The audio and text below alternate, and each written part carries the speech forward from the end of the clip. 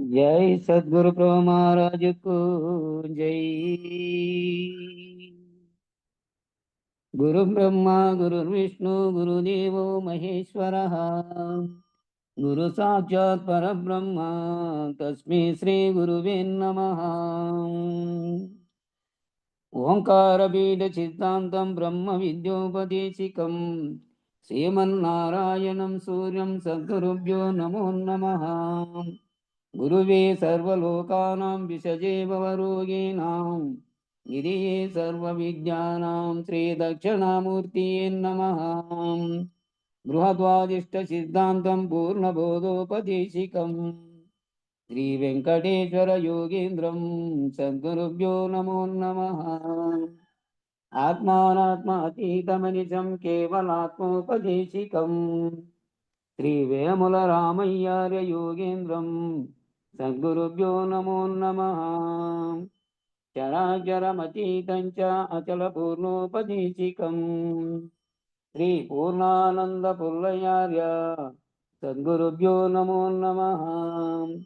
पूर्णबोधसुधानिधिं पूर्वपुण्यफलप्रदं वेदान्तानन्द सद्गुरुं वेङ्कटरमणार्य गुरुं भजे। पूर्णानन्दपुल्लयार्य पुत्ररत्न महागुरुं कृष्णानन्दविभं दैवं कृष्णमूर्ति नमो नमः। परब्रह्मानन्दवर्षं परापरसमादर्शं ज्ञानाज्ञानतीतानन्द श्री अश्वत्थार्य नमोस्तुते। सर्वकालकालप्रत्यक्षं सर्वोत्तमसुशाश्वितं विरहितानन्दगुरुं वेङ्कटदासार्यं गुरुं भजे। अस्मद्गुरुसमारम्भं कृष्णसान्दीपमाध्यमाम् ओङ्कारपीठपर्यन्तं वन्दे गुरुपरम्परम्। जय सद्गुरु प्रभु महाराज को जय। అన్ని బోధలవలను గాదన్నా పరిపూర్ణ బోధ ఎన్న సఖ్యము గాదు గాదన్నా. పన్నగేంద్రాశయని ప్రముఖులు తిన్నగా ఈ బోధ మర్మము కన్నదేశే కులచ నిరిగియు పన్నుగా పరిపూర్ణులైరి. అన్ని బోధలవలను గాదన్నా పరిపూర్ణ బోధ ఎన్న సఖ్యము గాదు గాదన్నా. ఎన్ని విధములనైన బయలును కన్నులతో కనుగొన్న జన్మము ఉన్నవని బుధులెన్నో విధములా విన్నవించిన విధమెరుంగక తన్ను తాగనుగొన్న తనకన్నా మోక్షంబు కలదను ఉన్నవారల మాట వినకన్నా. మతవాదులందరూ ఉన్న వస్తువు చూడలేదన్నా బౌగతులు బల్కుచూ నున్న వారల జోలి మానన్నా. తన్ను నమ్మెదరనుచు శాస్త్రములెన్నియో కల్పించి ఎరుక తన్ను తా పరిపూర్ణమందున ఎన్న పోవక సున్నయగును. అన్ని బోధలవలను గాదన్నా పరిపూర్ణ బోధ ఎన్న సఖ్యము గాదు గాదన్నా. కండముగాకనంతట నిండియుండిన నిజ పదంబును దండి సద్గురునందజేరియో నుండి చేరక మొండి జనులు బండలను పూజించుతారన్నా. ఉష్ణమున కోర్చి ఎండలో పడి మండుతారన్నా. ఇదిగాక కొందరు కొండ గుహలో నుండినారన్నా. నది నిధులు తిరుగుచూ నుండు వారలు మెండుగలరన్నా. కొండలారింటికి పైగా నిండు మేడలు నుండు పడతిని అండబాయక నిండు మతితో మెండురతులతో మెలుగుచుందురు. అన్ని బోధలవలను గాదన్నా పరిపూర్ణ బోధ ఎన్న సఖ్యము గాదు గాదన్నా. దిక్కు దిక్కులు వెతికి చూచిన పిక్కటిల్లుచు నక్క జంబై ఒక్క రీతిగా నున్న బయలును నిక్కముగనలేక కొందరు మ్రొక్కెదరు మత దేవతుల కన్నా. షట్కమలములపై కెక్కి దహరము చేరుతారన్నా. త్రైలక్ష్యములచే ముక్కు చివురును చూచుతారన్నా. మృత్యువుకు భయపడి దిక్కు తెలియక దాగినారన్నా. చక్కగా భ్రూమధ్యమందున దృష్టి నిలిపి అక్కడుండిన తక్కులాడిన మక్కువ తాగని నిక్కుచుందురు నిజమదనుకొని అన్ని బోధల వలెను గాదన్నా. పరిపూర్ణ బోధ ఎన్న సఖ్యము గాదన్నా. బంధమోక్షం ఏమి లేకను క్రిందు ముందుగా మీదు వెనుకను ఎందుగల బయలందయుండగా పొందలేకను మందమతులై సంధియములచి సమసినారన్నా. సంసార వారధి అందుబడి కామాందులైరన్నా.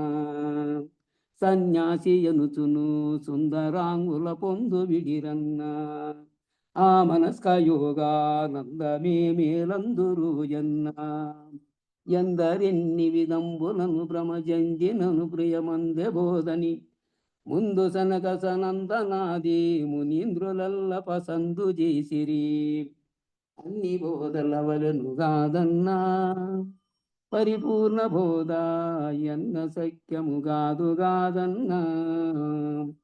ఆది మధ్యాంతరము లేకను అనాది అయి బ్రహ్మాండమంతట సూది మోపను సందు లేకను పాదుకొనియున్నట్టి గోప్యము సాధనలకు సాధ్యపడదన్నా. సద్గురుడు తెలిపి బోధలకు బహు సులభము ఎన్నా. శ్రీ వీరయార్యుల పాదములు మది నమ్మి కొనియున్నా. భవలయములని బాధలన్నీయు తొలగును ఎన్నా. ఖేదమోదము వీడి గురుని ప్రసాదమును ఈ బోధగైకొని వాదభేద వికార గుణములు వదలుమనును వేదాంతరమనయ. అన్ని బోధలు వలను కాదన్నా. పరిపూర్ణ బోధ ఎన్న సఖ్యము గాదన్నా. జై సద్గురు బ్రహ్మ మహారాజుకు జై. గురు భక్త మండలికు జై. జై సద్గురుదేవ. జై గురు. జై. 92వ కందార్థమన్నా.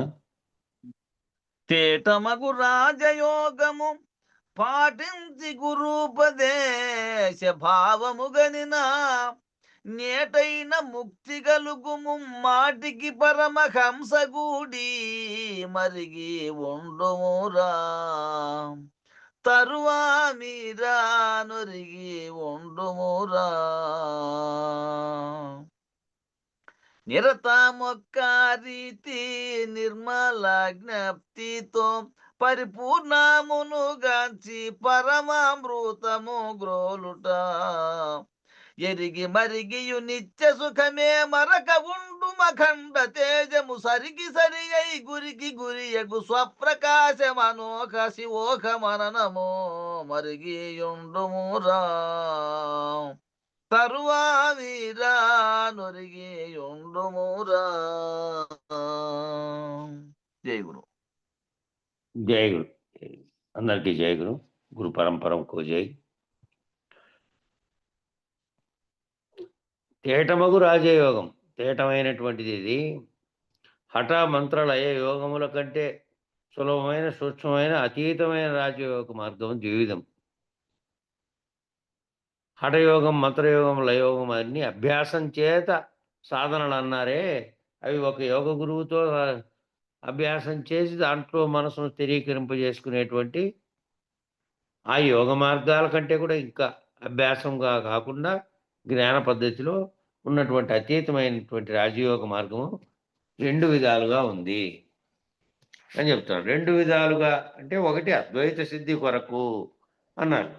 అద్వైతము అసలే తెలుసుకోకుండా మహాద్వైతము తెలుసుకుంటాము, పరిపూర్ణము తెలుసుకుంటాము అనే పద్ధతి ఉండదు. అద్వైతం అంటే ముందు ఒక్కటిగా ఉన్నది, ఆ ఒక్కటే సర్వసృష్టికి కారణమైనదని తెలుసుకుంటే ఆ ఒక్కటి లేనిదైపోతేనే పరిపూర్ణమైనటువంటి చెప్పులేకి పరబయలుగా ఉన్నటువంటి కేవలంగా ఉన్నటువంటి ఏ ఉత్పత్తి స్థితికి కారణం కానటువంటి స్థితిలోకి పోతాం. ఇక్కడ 2గా ఈ తెలిపారు, కానీ ఇది ఒకటేను ఇది అది ఒకటేననే వాళ్ళు కూడా కొంతమంది ఉన్నారు. ఇది ఒక్కటే గదా! ఉన్నది ఒక్కటే అని చెప్తోంది అది గూడా. అని చెప్తా. అయితే ఉన్నది ఒక్కటే బ్రహ్మం ఒక్కటే సత్యము. మిగిలినంతా అసత్యంగా జగత్తును, జీవుడు, సర్వము, ప్రపంచం అనే దృశ్యము అంతా లేనిదేనని చెప్తోంది. కానీ అదేమైంది? అదే కారణమైంది. అదే కారణంగా ఉంది. జగదోత్పత్తికి, దాంట్లో జీవుల ఉత్పత్తికి కారణంగా ఉన్నటువంటి బ్రహ్మము సత్యమనింది అద్వైతం. అయితే అద్వైతం ఒకటి అద్వైత సిద్ధి కొరకుంది. రెండోది పరబయలు తెలుసుకునేకుంది. ఆ రాజయోగం. అద్వైతంలో ఉన్న వాళ్ళు గూడా కుటుంబ వ్యవహారము, సంసార వ్యవహారము, రాజులుగా వ్యవహారం, శివాజీ రాజుగా ఉండే అద్వైత బోధన తెలుసుకున్నాడు ఆయన వాళ్ళ గురువు చేత. వాళ్ళ గురువు గూడా దాసబోధ అనే గ్రంథం రాశాడాయన. వాళ్ళ గురువు.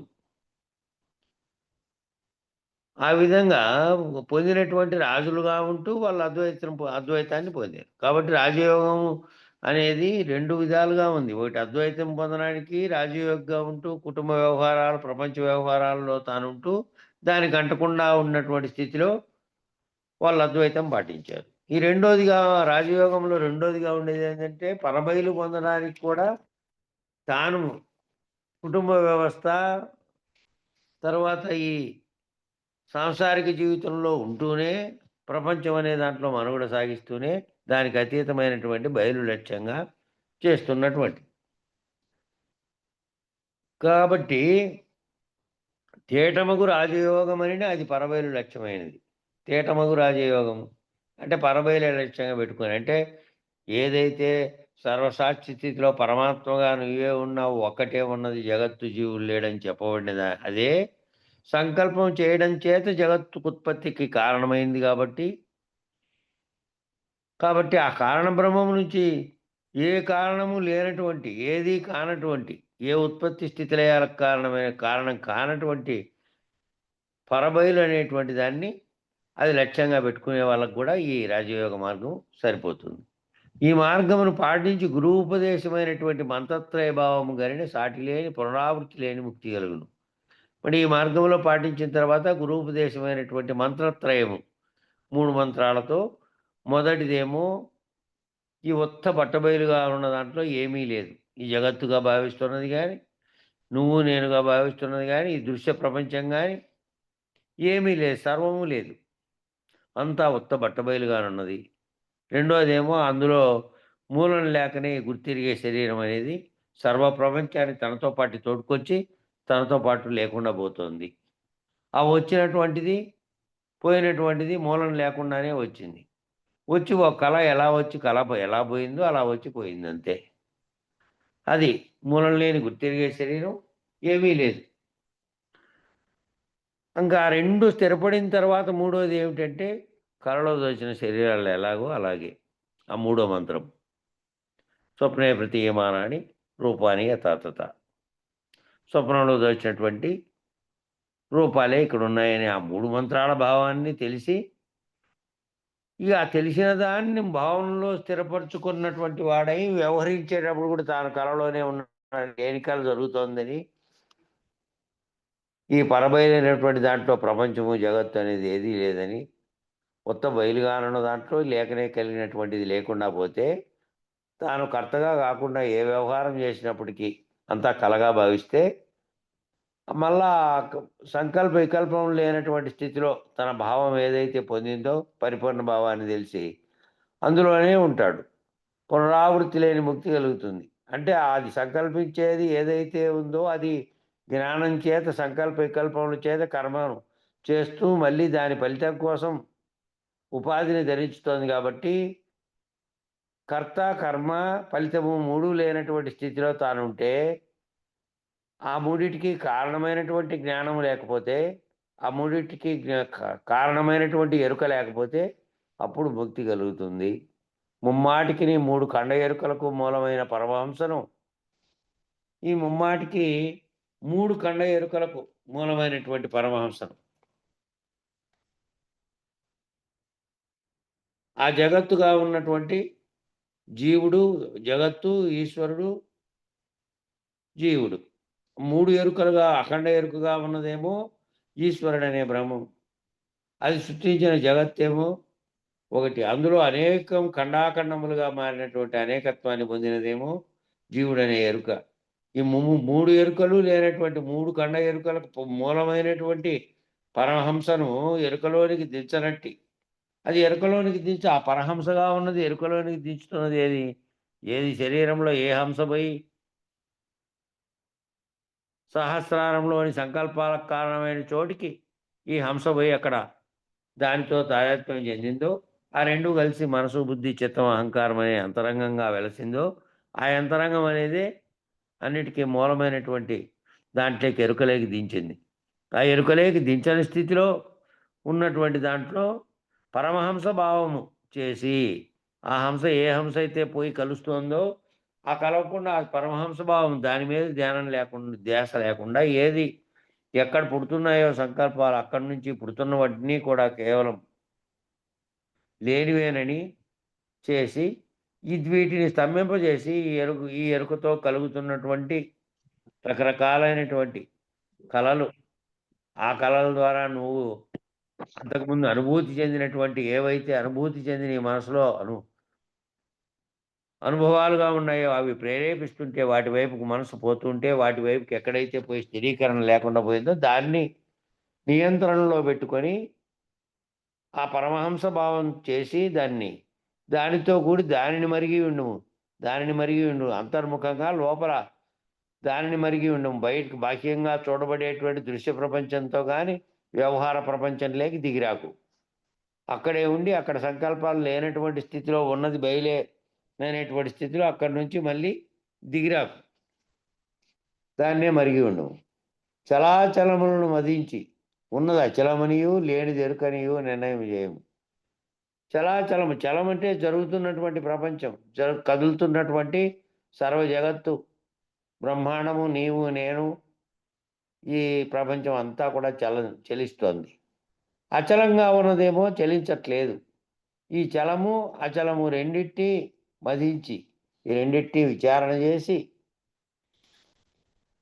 ఉన్నదంతా దాటుకునే వరకు నేనే బ్రహ్మమునున్నాను, కదలిక లేని బ్రహ్మం ఏదైతే ఉందో సృష్టికి కారణం కానటువంటిది, ఆ స్థితిలోకి దాటుకునే వరకు చలాచలములను రెండింటిని మదించి ఉన్నది అచలమేనని లేనిది ఎరుకని, ఈ చలిస్తున్నటువంటిది అంతా కేవలం నా భ్రాంతి చేత మాత్రమే చలించబడుతున్నదని, ఆ దానికి కారణం ఏమిటంటే నేను చలించి నాలో అంతరంగంగా ఉన్నది చలించి వాటిపైన దృష్టి కేంద్రీకరిస్తోందని భావించి నిర్ణయం చేసుకొని, ఎరుక భ్రాంతి అదంతా చలించేదంతా ఎరుక భ్రాంతి కాబట్టి అట్టి భ్రాంతిని వికసింపజేయక ఒదిగి ఉండుము.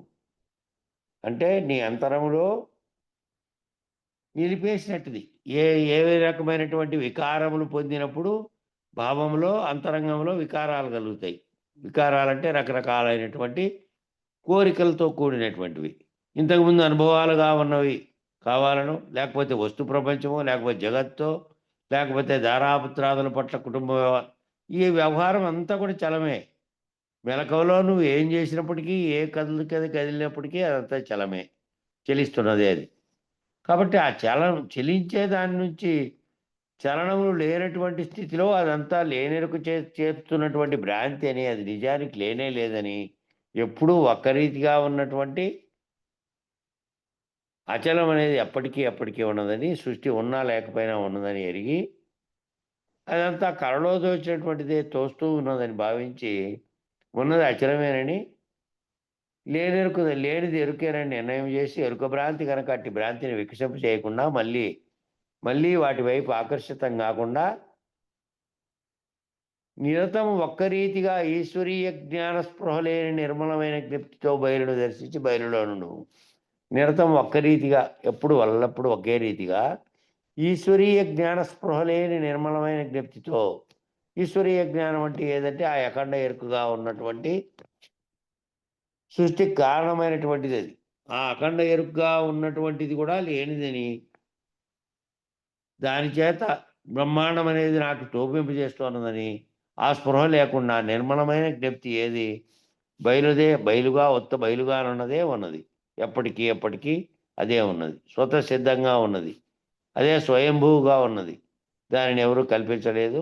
ఎప్పటికీ అదే ఉందని ఆ బయలు స్థితిలోనే ఉండు. బాహ్యంగా కనబడే దృశ్య ప్రపంచంలో కానీ, భావంలో కదిలేటువంటి సంకల్పాలతో కూడినటువంటి కదలికలలోకి కానీ రాకుండా అక్కడ స్థిరంగా ఉండు. ఆ జ్ఞప్తి కూడా ఆ నిర్మల జ్ఞప్తితో పరిపూర్ణముగాంచు. నిర్మల జ్ఞప్తి. ఈ జ్ఞప్తి మళ్ళీ స్మృతిలోకి మెదిలేటివన్నీ నీకు కనబడినవి లేదా నీ అనుభవంలోనివి మిగతా జ్ఞప్తులన్నీ. కాబట్టి అది మలినమైనటువంటి జగత్ అనే మలినంలోకి వచ్చినటువంటి జ్ఞప్తి. ఈ జ్ఞప్తులన్నీ మిగతా జ్ఞప్తులన్నీ జగత్తులోకొచ్చి మలినం చెందినటువంటి జ్ఞప్తులు.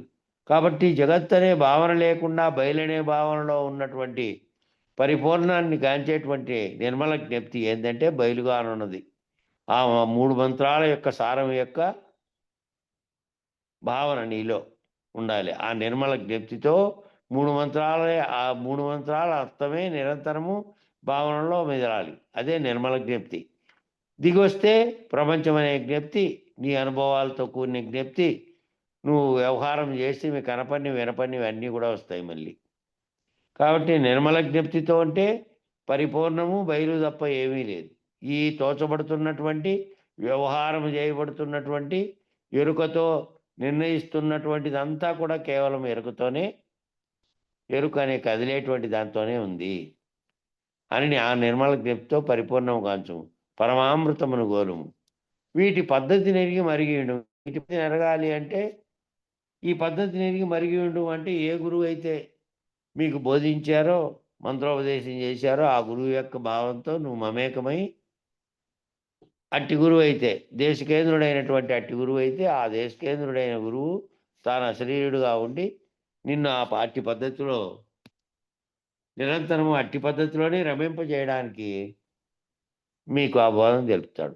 ఆ పద్ధతిలో రమింపడము అంటే ఎప్పుడూ ఉన్నది బయలేనని, మూలం లేని గుర్తిరిగే శరీరం ఏమీ లేదని, ఈ కనపడుతున్నదంతా కూడా స్వప్నంలో కనపడినటువంటి రూపాలతో కూడిందని ఆ 3 మంత్రాల యొక్క భావాన్ని నిరంతరం అదే జ్ఞప్తిలో ఉండాలి.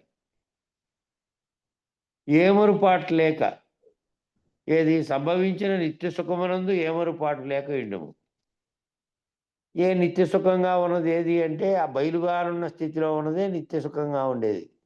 ఏ రకమైనటువంటి బాహ్య ప్రపంచంతో కానీ నీ భావనలో సుఖంగా అనిపించినటువంటి అదంతా కేవలం ద్వంద్వంలో ఉండేదే. ఓసారి సుఖం ఉంటే ఓసారి దుఃఖము. కాబట్టి ఈ ద్వంద్వాలన్నీ కూడా ఎరుకలో ఉండడానికి ఉంది.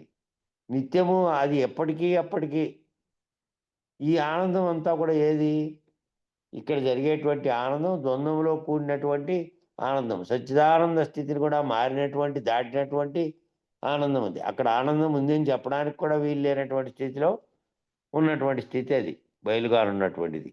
కాబట్టి అక్కడ ఏమరుపాటు లేకుండము. అదే అఖండ తేజమగును. ఆ అఖండ ఎరుక ఘనరూపం. అఖండ ఎరుక ఘనరూపం అంటే ద్రవీభవించితేనేమో సర్వవ్యాప్తం అవుతుంది. మళ్ళీ ఘనరూపం ధరించిందంటే మళ్ళీ సర్వవ్యాప్తం కానటువంటి స్థితిలో ఉంది. వ్యాప్తం కానప్పుడు ఘనంగా ఉన్నప్పుడు ఏదైతే ఉందో ఆ అఖండ ఎరుక ఘనరూపంగా ఉంది. ఆ ఘనరూపం ద్రవీభవించిన తర్వాతనే సకల సృష్టికి వ్యాప్తం కావడానికి కారణమైంది. కాబట్టి దీనికి సరి అయి దీని యందు గురి అయి ఉన్న స్వప్రకాశ శివోహం అబ్బును.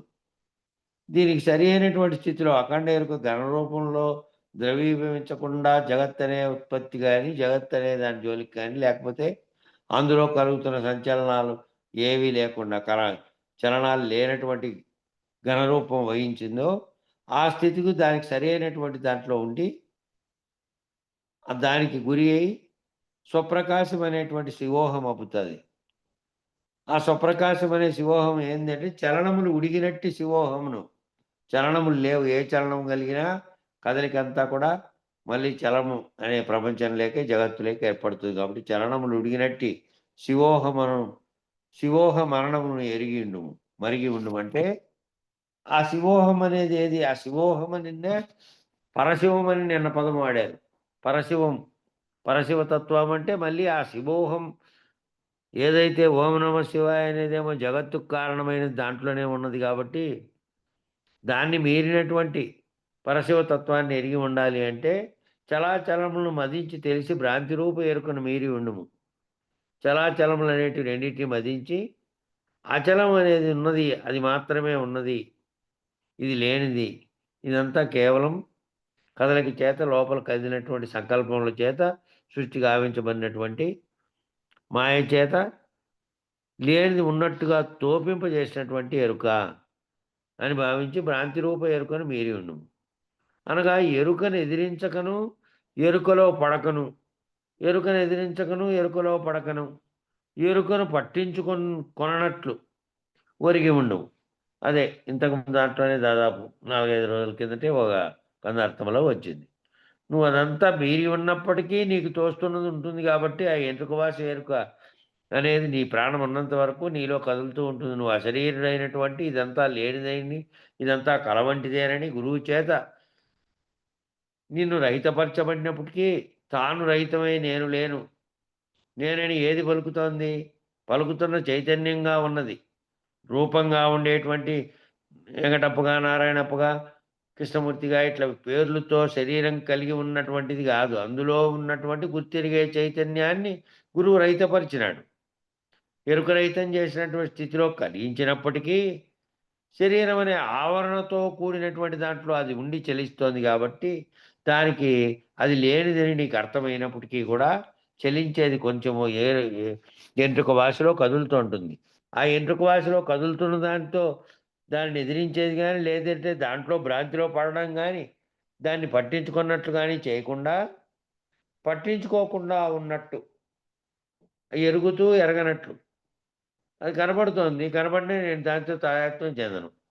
ఇతర కళల్లో వచ్చినటువంటి ఇటువంటి భావనే నాకేదైతే వచ్చిందో దానితో నేను సంచరించి ప్రవర్తించి వ్యవహరించానో కళలో అటువంటిదే ఇది కూడాను అనే భావనతో దీనితో కదలికలు పెట్టుకోకుండా, కదలకుండా దీంట్లో ఆ కనపడుతున్న దాన్ని పట్టించుకోకుండా ఆ ఎరుకను ఒరిగి ఒరిగి ఉండుము పట్టించుకొననట్లు.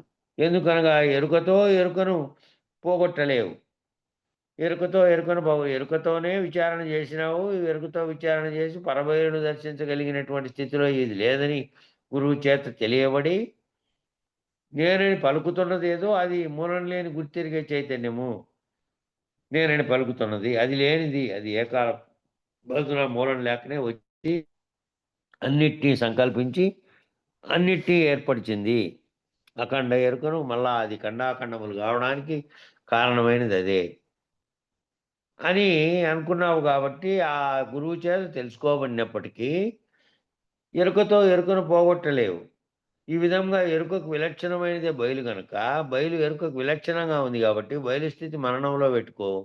మరణంలో పెట్టుకున్నప్పటికీ బాహ్యంగా కనపడుతున్నది, నీకు వినపడుతున్నది, తన్మాత్రల చేత నీకు తెలియబడే ప్రపంచం అనేది ఒకటి ఉంది. అది నువ్వు ఊరికే ఉన్నప్పటికీ కూడా నీకు తోస్తూ వినపడుతూ కనపడుతూ ఉన్నటువంటి దానితో నువ్వు తాదాత్మ్యం చెందకుండా దానిని పట్టించుకున్నట్టుగా ఉండి దాని విలక్షణమైనటువంటి బయలుస్థితిలో ఉండవు. చలనములు ఉడిగినంతనే గురుకృప వలన బట్టబయలు స్వతసిద్ధం. బట్టబయలు గురుకృప వల్ల స్వతసిద్ధంగా ఉన్నది.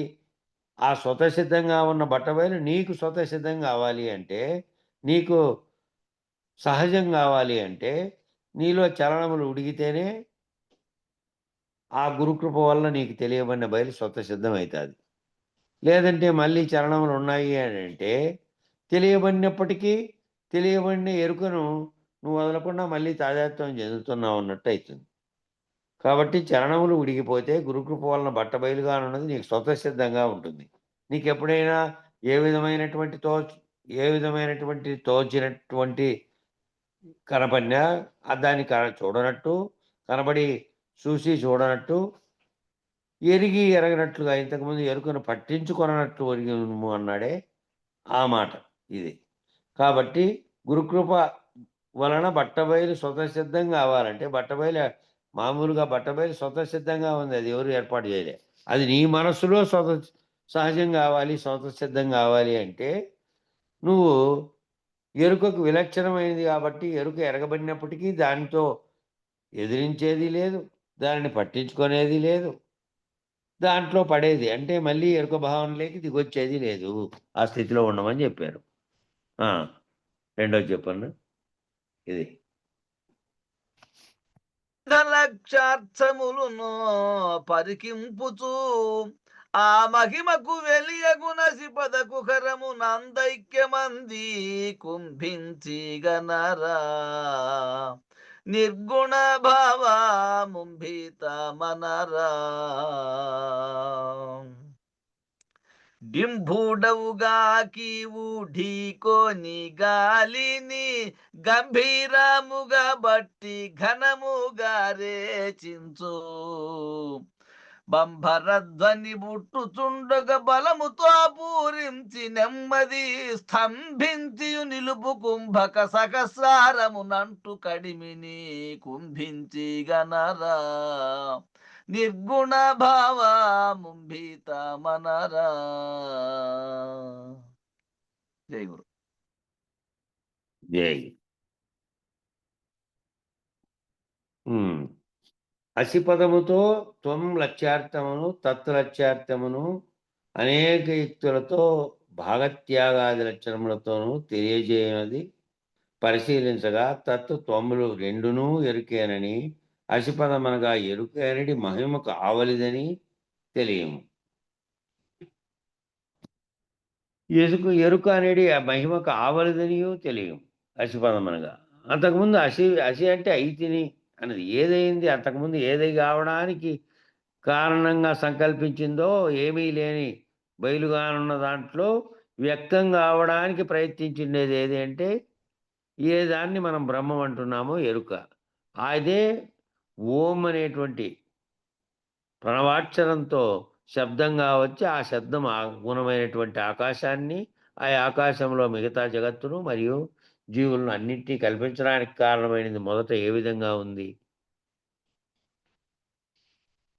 దానికి ఆ ఎరుక అనేది మహిమకు ఆవలదనేది ఎరుక అనేది మహిమ మధ్యలో కలిగింది. మహిమ మహత్తత్వం వచ్చిన తర్వాత దానికి మహదంకారం ఏర్పడి సృష్టి చేయాలనే సంకల్పంలోకి దిగి వచ్చింది అనుకో. అంతకుముందు అది లేదు. కాబట్టి తత్వము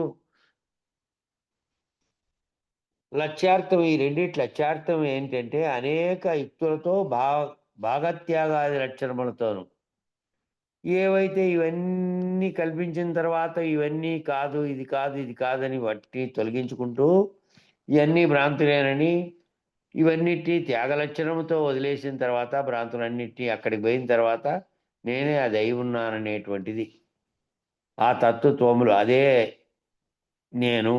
తత్ అంటే అది, త్వం అంటే నేను.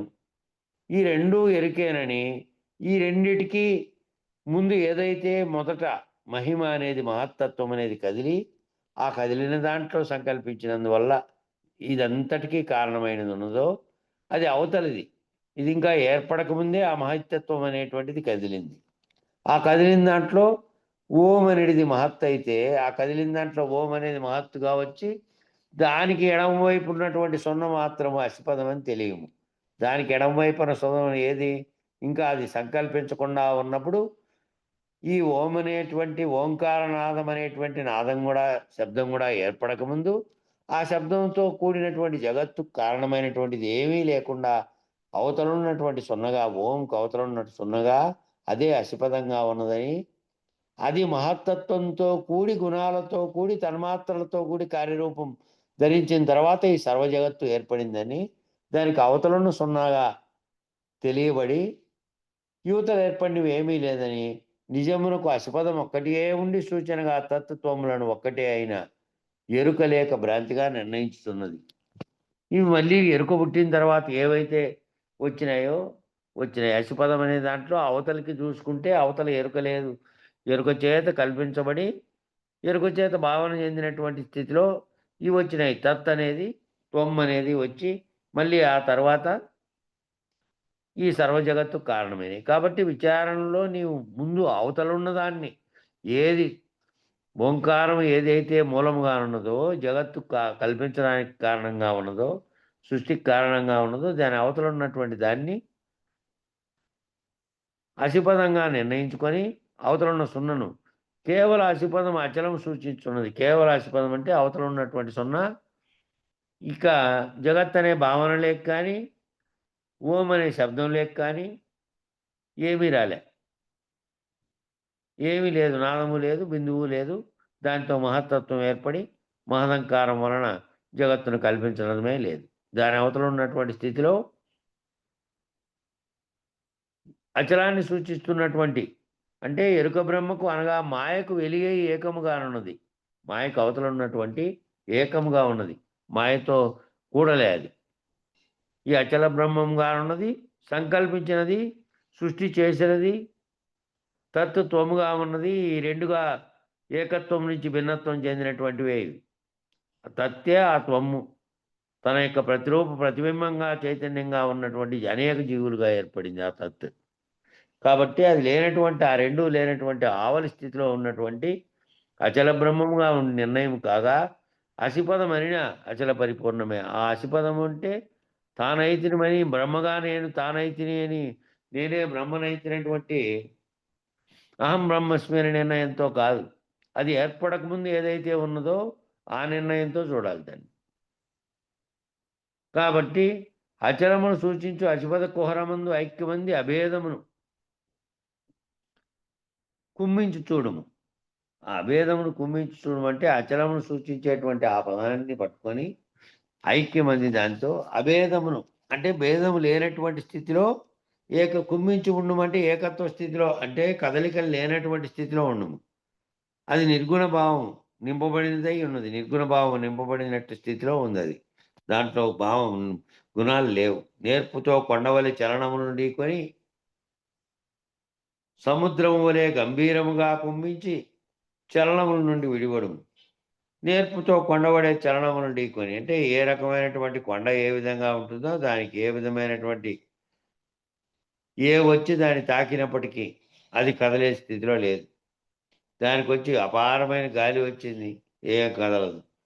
ఏమొచ్చింది, ఏ ప్రకృతిలో జరిగేటువంటి ఏది జరిగినప్పటికీ, భూమి తిరుగుతూ ఉన్నప్పటికీ అత్యంత వేగంగా 24 గంటల్లోనే మొత్తం తిరిగి మళ్ళీ తూర్పు వైపున ఉదయించేటువంటి సూర్యుని దగ్గరికి వచ్చింది. నిన్న ఉదయము ఇక్కడ ఉదయించింది, మొత్తం రాత్రికి సగం ఇటువైపు తిరిగింది.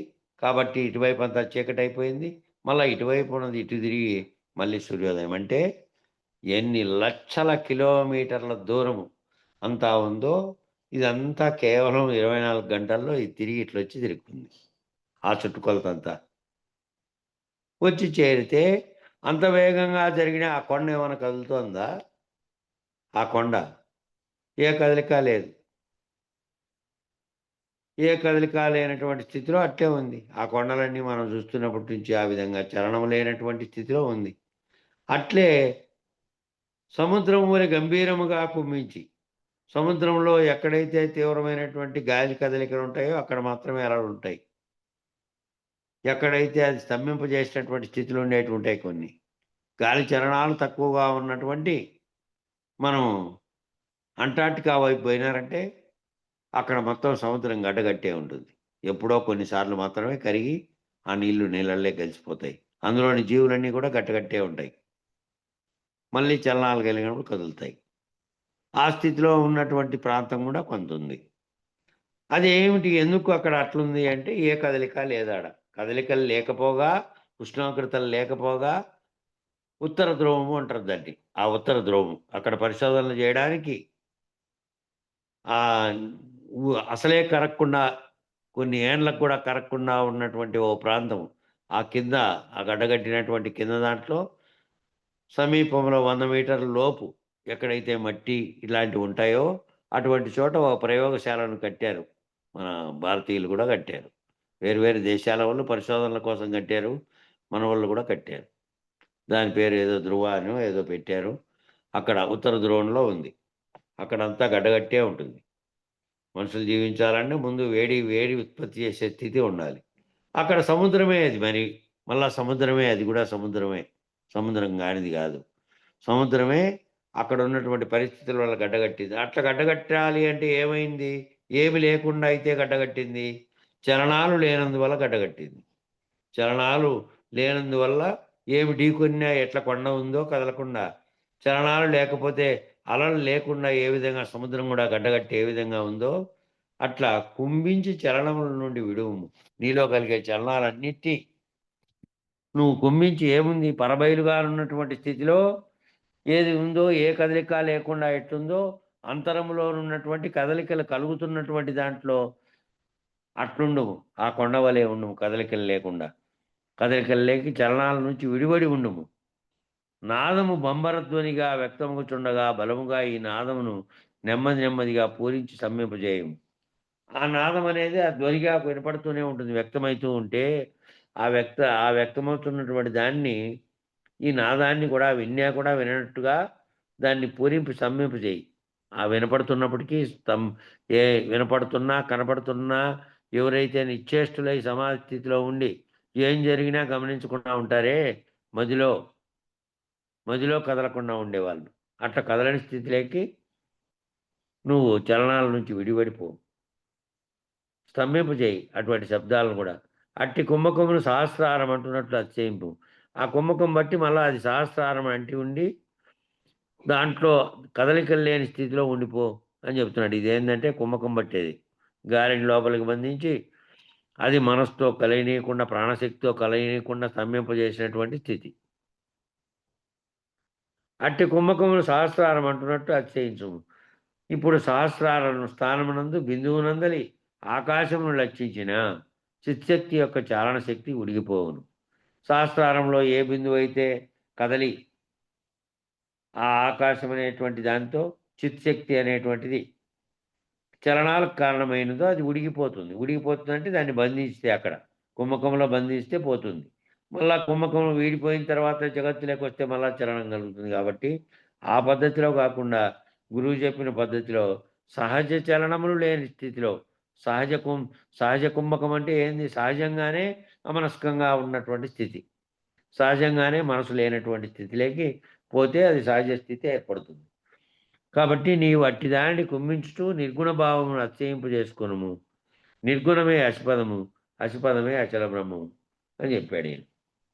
అసిపదం అంటే ఏది సున్నా అవతల ఉన్నటువంటి సున్నాను కొత్తత్వములు అయినా నేను అనడానికి ముందు ఏదైతే ఉందో అవతల సున్నా ఏమీ లేనటువంటి శూన్యస్థితి అది నేను అని భావించమని చెప్తున్నాడు. విడిచిన చెప్తా ఆ! ఆ!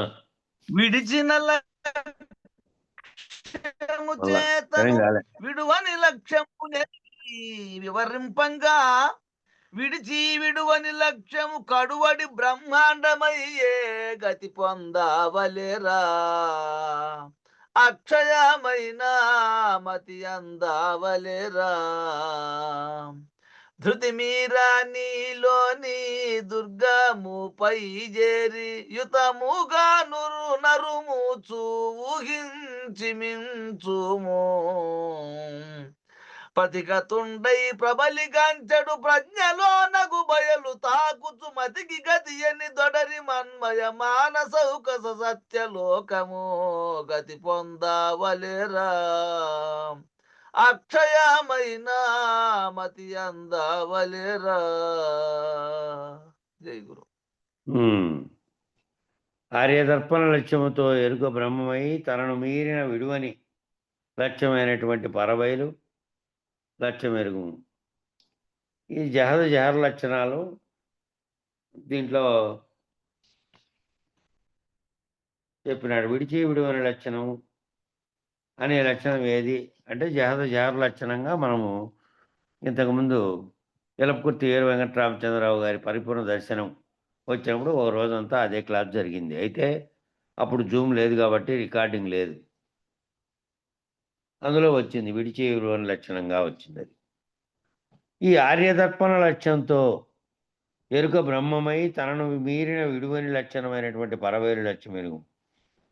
ఈ దర్పం ఎట్లాంటిది? ఇది జగత్తుగా తోపింపజేస్తున్నటువంటి లేఖనే తోపింపజేస్తున్నటువంటి ఈ దర్పణం అనే కనపడుతున్నటువంటిది కాకుండా ఆర్యదర్పణ పద్ధతిలో అనంటే ఏమీ లేదు.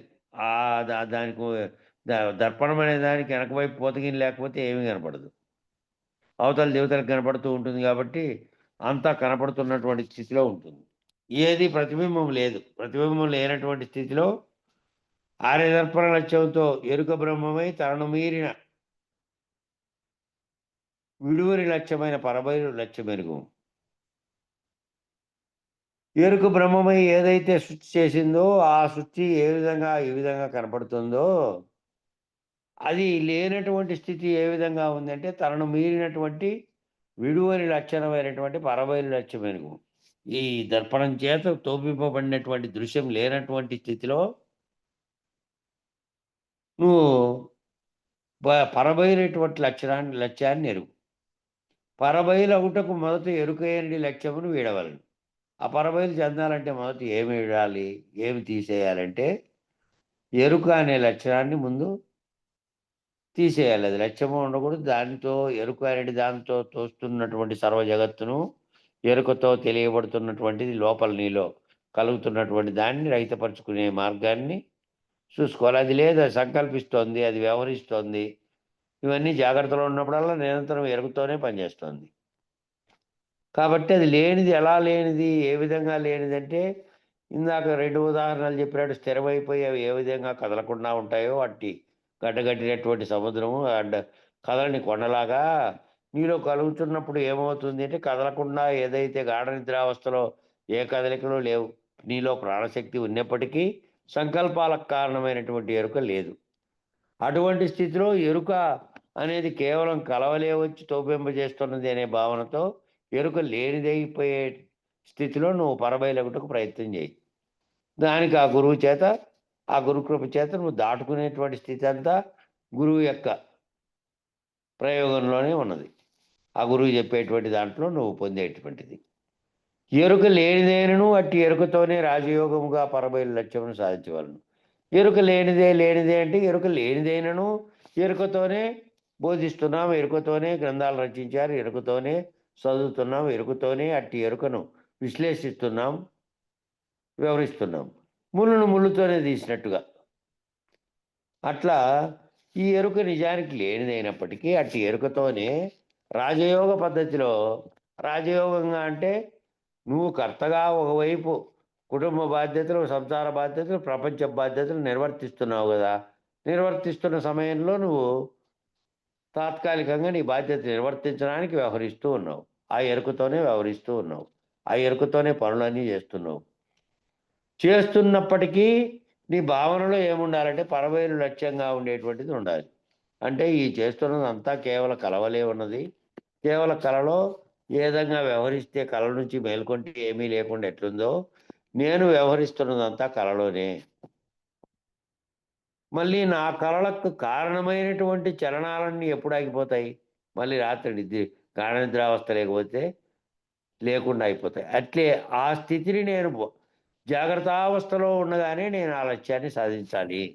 జాగ్రత్తావస్థలో ఉండంగానే చలనాలు లేనటువంటి ఈ చలనాలన్నీ కల వంటివని భావించి పరబయలు లక్ష్యంగా ఉన్నటువంటి స్థితిలో నేను ఉండాలి.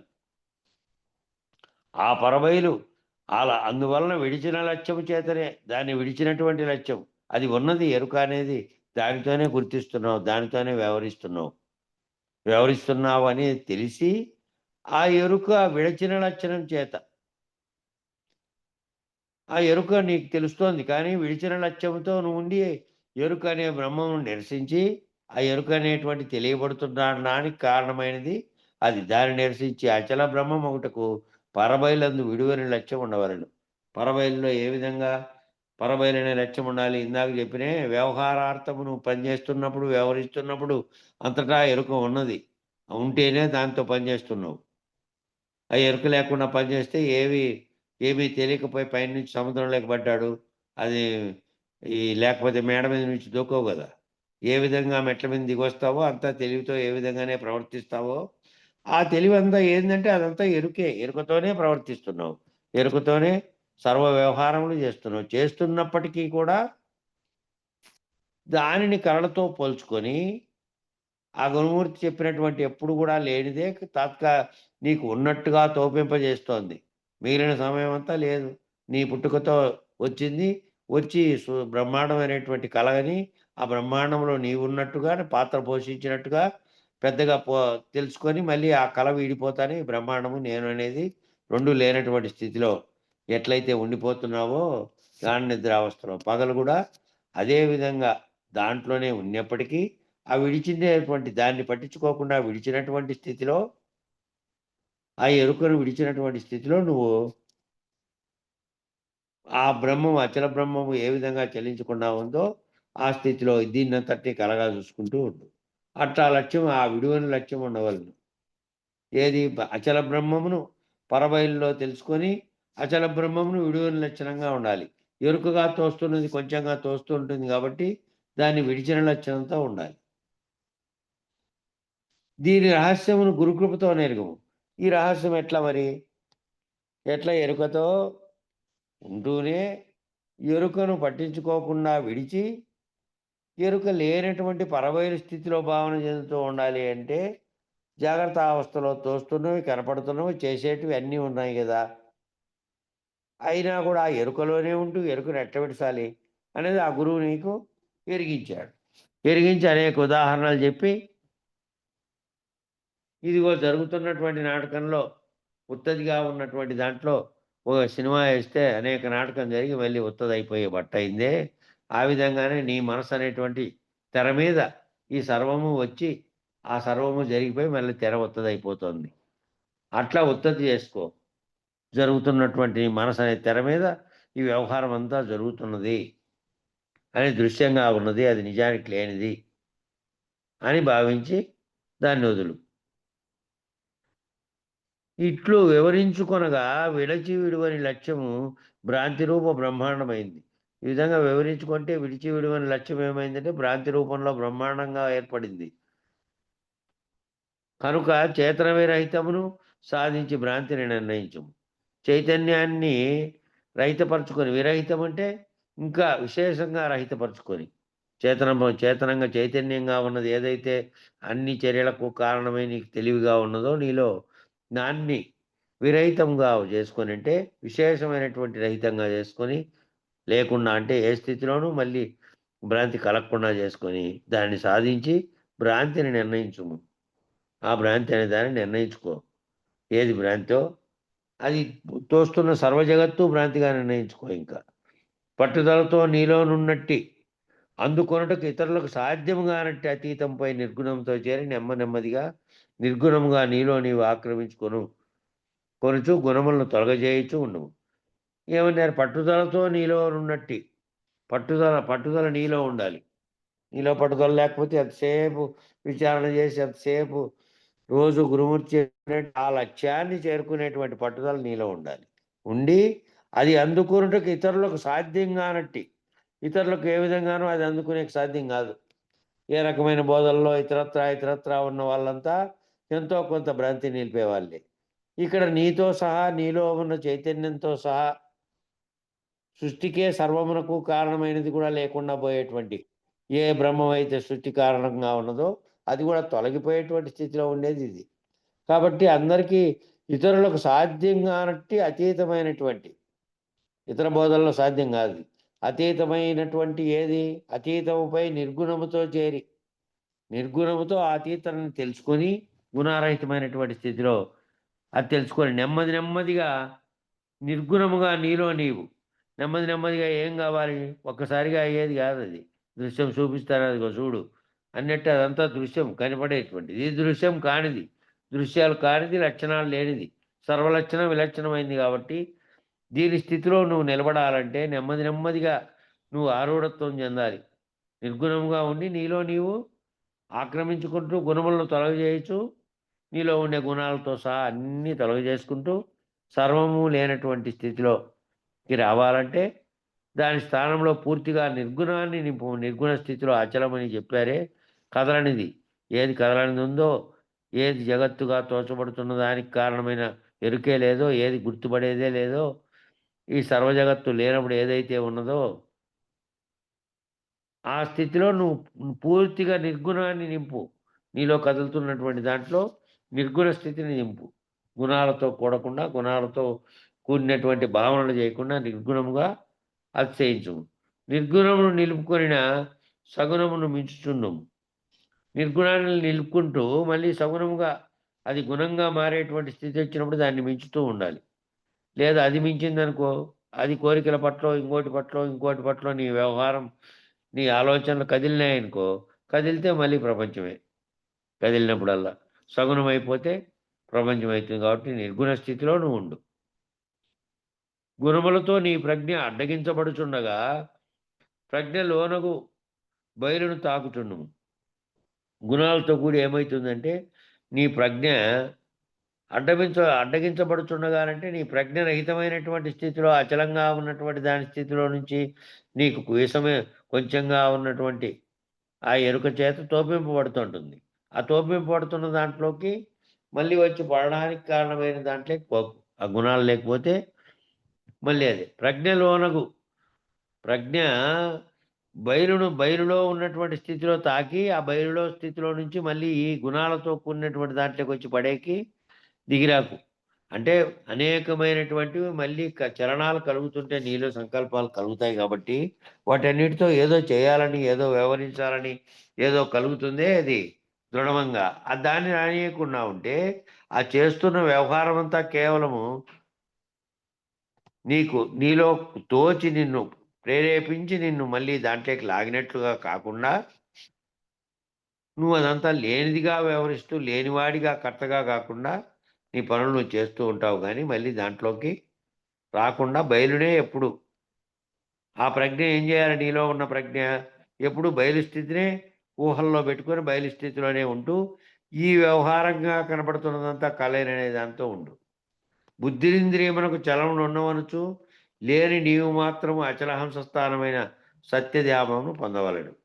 ఈ బుద్ధి ఇంద్రియము అనేది దీనికి చలనాలు ఉన్నాయి. అందుకల్లా బుద్ధి ఏదో ఇది పుడుతోంది, అది పుడుతోంది, నాకు చూడబుద్ధి అవుతోంది, నాకు కదల బుద్ధి అవుతుంది, నాకు అది తినబుద్ధి అవుతోంది అని చెప్తుంటారు చూడు. అవన్నీ బుద్ధితో అటాచ్మెంట్ ఉన్నాయి చూడండి. వాటన్నిటికీ నాకు పోబుద్ధి అవుతోంది, నాకు రాబుద్ధి అవుతోంది, నాకు చూడబుద్ధి అవుతోంది, నాకు తినబుద్ధి ఈ బుద్ధి అంతా బుద్ధి కలిగించేటువంటి వ్యవహారంలో కలిగే చలనాలు అన్నీ ఉన్నవనుచు ఉన్నాయి. అవన్నీ దానికి ఉన్నాయి. ఏ బుద్ధి అయితే కదులుతోందో ఆ చలనములన్నీ దానికి ఉన్నాయి. ఆ బుద్ధి దాని వైపు లాగుతోందని నేనైనటువంటి నేను ఈ బుద్ధి చలనములకు కారణం కాకుండా ఉన్నటువంటి బయలు స్థితిలో నేను ఏదైతే గుర్తెరిగి బయలు స్థితిని భావం చెంది ఉన్నానో ఆ అసలైనటువంటి నేనుగా ఉన్నది మాత్రం ఈ కదలికలతో బుద్ధింద్రియం కదులుతున్నటువంటి చలనంతో తాదాత్మ్యం చెందకుండా ఆ బుద్ధి పుడుతోంది, ఈ బుద్ధి పుడుతోంది అన్నా కూడా దాంట్లోకి దిగిరాకుండా నేను దాన్ని చూసుకుంటూ ఉన్నప్పటికీ కూడా దాంట్లోకి నేను లేని నేనుగా ఉండి లేని నీవు మాత్రం అచలహంస స్థానమైనటువంటి సత్యధామమును పొందవలను. నేను నేనుగా అక్కడే ఉన్నా. అచలహంస స్థానమైనటువంటి అంటే అచలహంస ఏముంది అక్కడ? హంస మామూలుగా కదులుతున్నటువంటి స్థితిలో మనసుతో కలిగి ఎరుకను కల్పిస్తోంది.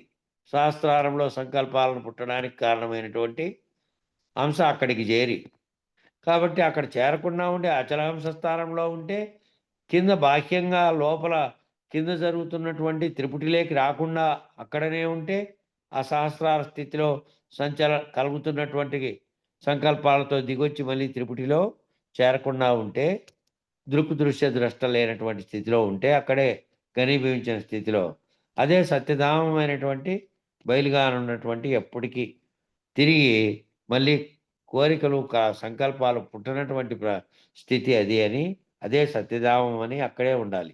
అక్కడిని దాన్ని పొంది తిరిగి పరిణమించని కేవలత్వం నందవలను. తిరిగి పరిణమించని కేవలత్వం. పరిణమించడము అంటే పరిణామం చెందడం, మార్పు చెందడం.